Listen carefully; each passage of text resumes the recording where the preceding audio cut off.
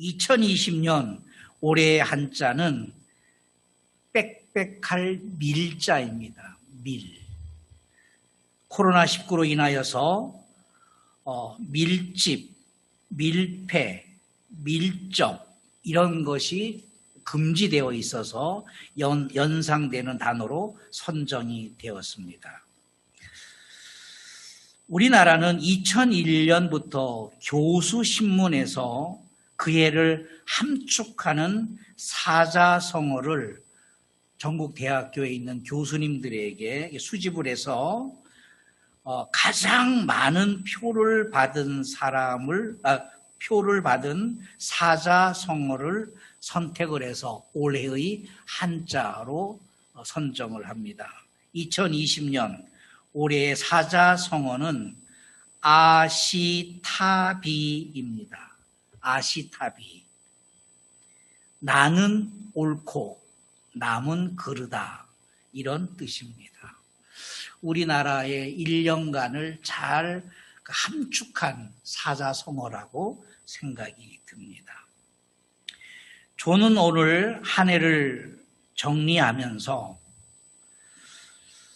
올 한 해를 대표할 만한 우리들의 심정, 우리들의 신앙 상태, 이런 코로나 전국 시대에 우리들의 영적 상태를 대변할 만한 말씀 한 구절을 뽑고 싶었습니다. 우리를 대변하는 말씀이 무엇인가?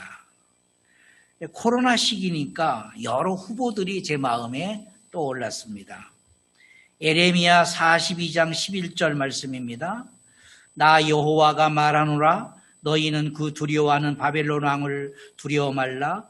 내가 너희와 함께하여 너희를 구원하며 그의 손에서 너희를 건지리니 두려워 말라. 참 은혜가 되었습니다. 이 말씀을 코로나 상황으로 연계해서 이해하면 은혜가 됩니다. 나 여호와가 말하노라. 너희는 그 두려워하는 코로나19 바이러스를 두려워 말라. 내가 너희와 함께하여 너희를 구원하며 코로나 바이러스에서 너희를 건지리니 두려워 말라. 은혜가 참 됐는데 후보에서 탈락이 됐습니다. 시편 121편 7절 말씀입니다. 여호와께서 너를 지켜 모든 환난을 면하게 하시며 또 내 영혼을 지키시리로다. 이 말씀 역시 코로나와 연계하면 이렇습니다. 여호와께서 너를 지켜 코로나19 바이러스를 면하게 하시며 내 영혼을 지키시리로다. 아멘. 참 은혜롭습니다. 역시 이 말씀도 후보에서 탈락이 됐습니다. 이사야 41장 10절 말씀입니다. 두려워 말라. 내가 너와 함께 함이니라. 놀라지 말라. 나는 내 하나님이 됨이니라. 내가 너를 굳세게 하리라. 참으로 너를 도와주리라. 참으로 나의 의로운 오른손으로 너를 붙들리라. 저는 이 말씀이 오늘 선거 영신 예배 1년을 함축하는 말씀이라고 생각을 해서 굳게 믿었습니다. 코로나 바이러스를 두려워 말라. 내가 너와 함께 함이니라. 코로나 바이러스가 창궐할지라도 놀라지 말라. 나는 내 하나님이 됨이니라. 내가 너를 굳세게 하리라. 참으로 너를 도와주리라. 참으로 나의 의로운 오른손으로 코로나 바이러스가 침투하지 못하도록 너를 붙들어 주리라. 은혜로운 말씀이었는데 후보에서 탈락이 됐습니다. 오늘 함께 나눌 말씀이 제게 감동으로 다가온 말씀입니다. 한 절을 뽑아야 된다면 요한복음 4장 23절 말씀입니다. 아버지께 참되게 예배하는 자들은 영과 진리로 예배할 때가 오나니 곧 이때라. 아버지께서는 이렇게 예배하는 자들을 찾으시느니라. 신앙생활을 한 사람이라면 이 말씀을 수없이 많이 들었고 그리고 잘 알고 있는 말씀입니다. 이 말씀을 통하여 한 해를 마무리하는 말씀의 제목은 본질의 회복입니다. 한번 따라 하실까요? 본질의 회복. 2020년은 코로나로 인하여서 전 세계가 꽁꽁 얼어붙었습니다. 함께 모여서 예배할 수 없었고요. 생업에도 막대한 지장이 있었습니다. 이런 어려운 시기에 오늘 우리에게 주시는 말씀은 본질의 회복, 너무 이론적이고 너무 따분하고 답이 뻔한 말씀이라고 생각이 들었습니다. 어려움을 통해서 우리의 본질이 알게 모르게 파괴되고 있기 때문입니다. 아니, 우리의 본질이 파괴되었기 때문에 어려움이 생긴 것이라 생각이 듭니다. 본질 회복, 간단합니다. 말씀을 중심으로 과연 본질 회복이 무엇입니까? 예배 회복입니다. 정반대입니다. 예배를 드릴 수 없는 상황인데 우리는 지금 예배를 회복해야 할 절체절명의 순간에 있습니다. 종교적 감정으로 드리는 예배가 아니어야 합니다. 예배를 드리면 복받는다, 기복적 주술로서 행하는 예배가 아니어야 합니다. 하나님이 기뻐하시는 예배, 하나님이 찾으시는 예배, 하나님을 감동시키는 그 예배를 회복해야 됩니다. 그것이 본질의 회복입니다. 아버지께 참되게 예배하는 자들은 영과 진리로 예배할 때가 이미 우리에게 도래했습니다. 하나님이 찾으시는 예배는 영과 진리로 예배해야 됩니다. 영은 성령 하나님을 일컫습니다. 진리는 약속의 말씀입니다. 예배 시간에 성령이라는 말과 말씀이 있으면 된다라는 의미가 아닙니다. 말씀은 역사입니다. 다시 말하면 역사처럼 역사에 근거해서 예배해야 한다라는 의미입니다. 그 역사에 성령 하나님께서 보증하셨기 때문에 그 방법만으로 예배해야 된다라는 의미입니다. 역사를 되짚어 보겠습니다. 성경은 역사입니다. 종교적 교훈서가 아니라 역사입니다. 성령 하나님께서 보증하신 역사입니다. 성령 하나님께서 1600년 동안 40여 명의 저자들을 통하여 감동을 주셔서 기록하게 한 역사입니다. 그 역사의 내용이 무엇입니까? 간단합니다. 인류는 타락했다, 죄를 범했다입니다. 누구로부터의 타락입니까? 하나님으로부터의 타락입니다. 누구에게 죄를 범한 겁니까? 사람이 아니라 하나님께 우리 인류는 죄를 범한 것입니다. 범죄한 인류에게 하나님께서 특별한 은총을 내려주셨는데 하나님께 나아가는 방법은 오직 예배뿐이었습니다. 예배로서 죄를 용서받을 수 있으며 하나님과의 끊어진 관계를 회복할 수 있는 유일한 방법이 예배였습니다. 그래서 인류 역사는 예배의 역사입니다. 성경은 예배의 역사를 기록하고 있습니다.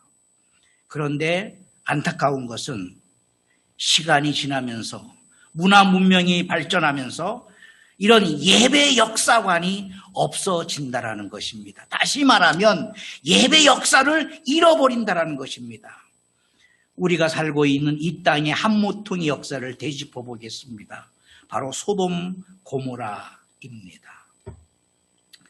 흔적도 없이 사라진 소돔과 고모라 성의 멸망을 우리는 기억합니다.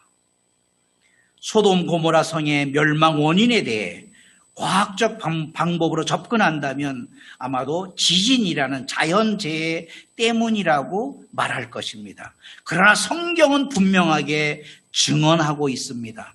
하나님께서 그 성을 멸망시키셨다. 즉 하나님의 심판을 받았다라는 것입니다. 아모스 4장 11절입니다. 내가 너희 중에 성은 무너뜨리기를, 하나님인 내가 소돔과 고모라를 무너뜨림같이 하였으므로 너희가 불붙는 가운데서 빼낸 나무 조각같이 되었으나 너희가 내게로 돌아오지 아니하였느니라. 여호와의 말씀이니라. 성경에 기록된 역사는 하나님께서 소돔과 고모라 성을 멸망시키셨다입니다. 즉 심판하신 것입니다. 소돔과 고모라 성이 심판받아 멸망한 원인이 무엇일까요? 동성애 때문일까요? 성적 타락 때문일까요? 흉악한 범죄 때문일까요? 아닙니다. 성경은 두 가지 죄를 기록하고 있습니다. 베드로후서 2장 6절 7절입니다. 소돔과 고모라 성을 멸망하기로 정하여 죄가 되게 하사 후세에 경건하지 아니할 자들에게 본을 삼으셨으며 무법한 자들의 음란한 행실로 말미암아 고통당하는 의로운 못을 건지셨다. 두 가지입니다. 첫째, 소돔 고모라 사람들은 경건하지 못했다. 둘째, 그들은 무법한 사람들이었다라는 것입니다. 경건하지 못했다라는 말은 깨어졌다라는 의미입니다. 도덕적으로, 윤리적으로, 어떤 시민법으로, 사회법으로 어떤 이런 윤리가 땅에 떨어졌다, 그런 의미가 아닙니다. 무엇이 깨어졌다라는 것입니까? 하나님을 향한 경외함, 하나님을 향한 경외심이 깨어졌다라는 것입니다. 아세베스라는 말입니다. 경건은 헬라말로 아세베스입니다. 하나님을 향한 경외심. 경외한다라는 것은 사랑하는 것이고 또한 두려워하는 것입니다. 하나님을 사랑하는 것 그리고 하나님을 두려워하는 것이 함께 공존해야 됩니다. 그것이 소돔 고모라 사람들에게는 깨어졌습니다.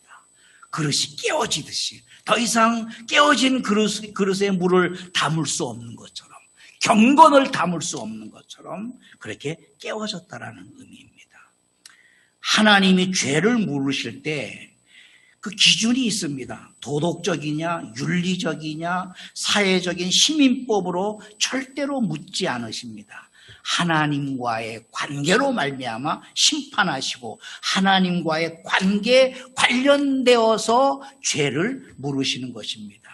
요한복음 16장에 이렇게 말씀했습니다. 그가 와서 죄에 대하여, 의에 대하여, 심판에 대하여 세상을 책망하시리라. 그가 누굽니까? 성령 하나님, 보혜사 성령입니다. 보혜사 성령님이 오시면 죄에 대해서, 의에 대해서, 심판에 대해서 세상을 책망하겠다. 그러니까 우리가 알고 있는 죄가 뭐냐, 의가 뭐냐, 심판을 우리가 잘못 알았기 때문에 성령께서 세상을 책망하시겠다라는 겁니다. 죄가 뭐냐? 죄에 대하여라면 그들이 예수 그리스도를 믿지 아니함이요, 의에 대하여라면 내가 아버지께로 가니 너희가 다시 나를 보지 못하며, 심판에 대하여라면 이 세상 임금이 심판을 받았음이니라. 죄가 뭡니까?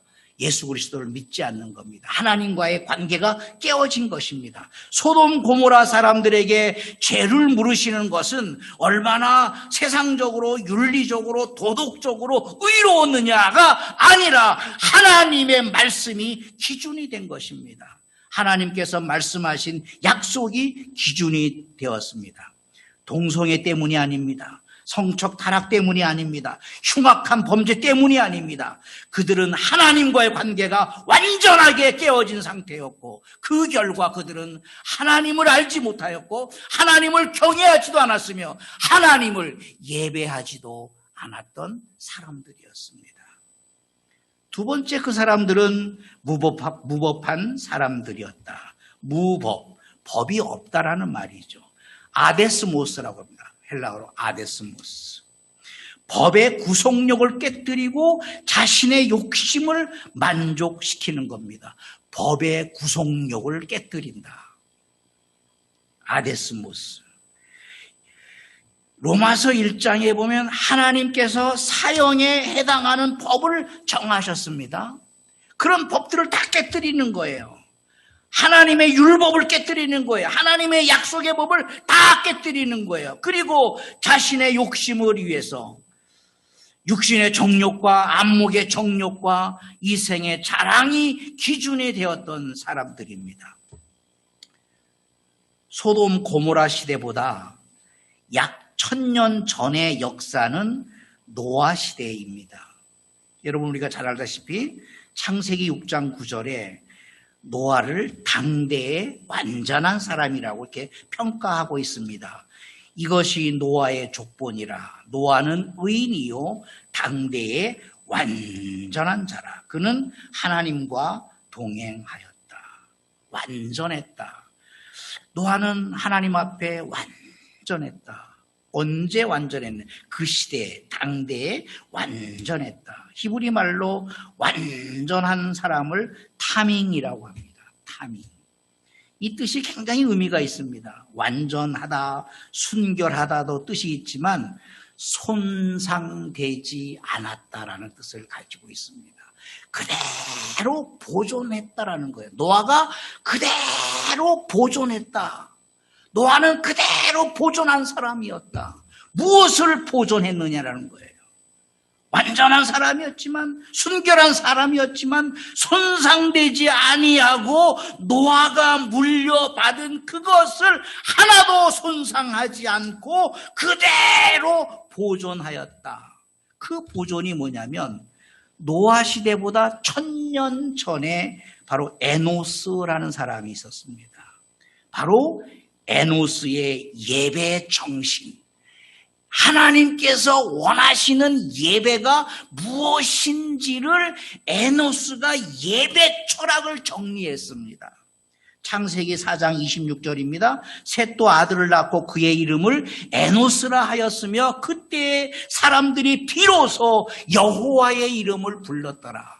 그냥 막 살다가 하나님의 이름도 부르지 않고 하나님께 제사도 예배도 없다가 그냥 에노스 시대에 비로소 하나님을 예배한 것이 아닙니다.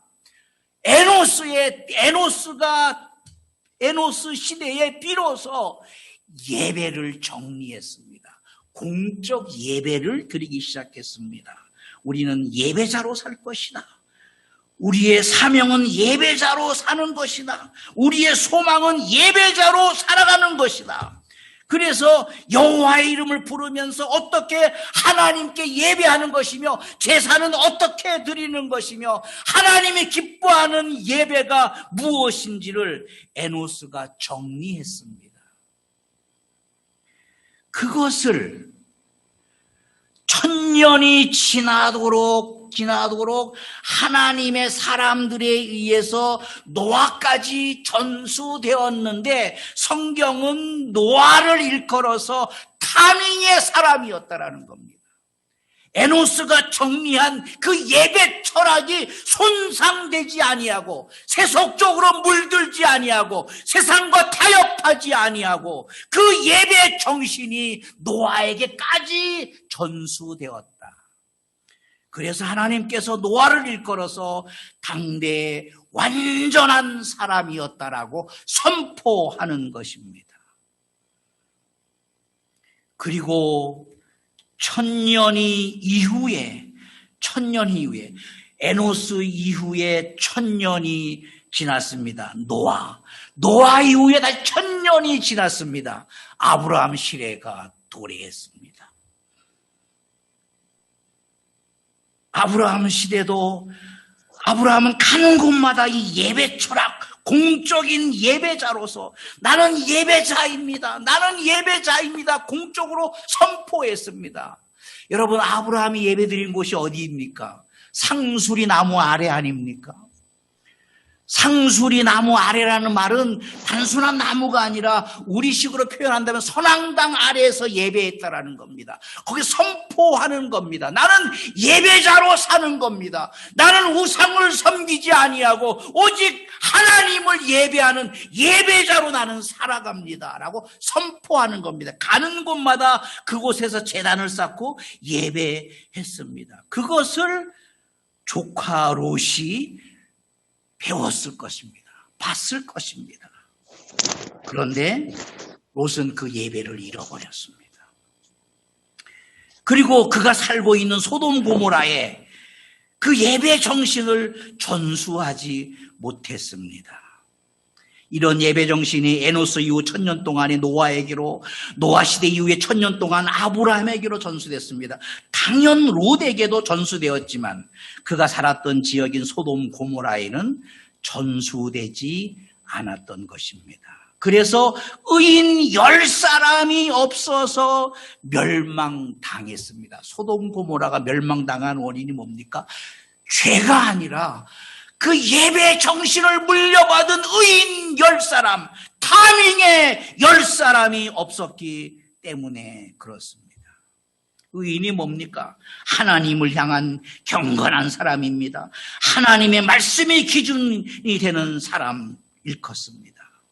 올 한 해를 마무리하면서 과연 내 인생이 경건한 삶을 살았는지, 하나님의 말씀이 기준이 되었는지를 오늘 점검할 수 있기를 바랍니다. 하나님께서 우리에게 요구하시는 본질의 회복입니다. 본질이 회복되어야 비로소 우리의 예배가 하나님이 기뻐하시는 예배가 되며 하나님이 찾으시는 예배자로서 살아갈 수 있게 되는 것입니다. 하나님과의 깨어진 관계 회복, 이것이 본질 회복으로서의 경건한 삶입니다. 하나님의 말씀이 기준이 되는 삶, 이것이 본질 회복으로서의 법을 지키는 삶입니다. 사랑하는 가족 여러분, 우리 모두 본질을 회복하여서 하나님이 찾으시는 예배자로서의 삶을 살 수 있기를 예수 이름으로 축복합니다. 살아계신 아버지 하나님, 에노스가 나는 이렇게 살겠다. 우리의 가문은, 우리의 후손들은 이렇게 살겠다. 하나님께 예배하는 자로서 우리가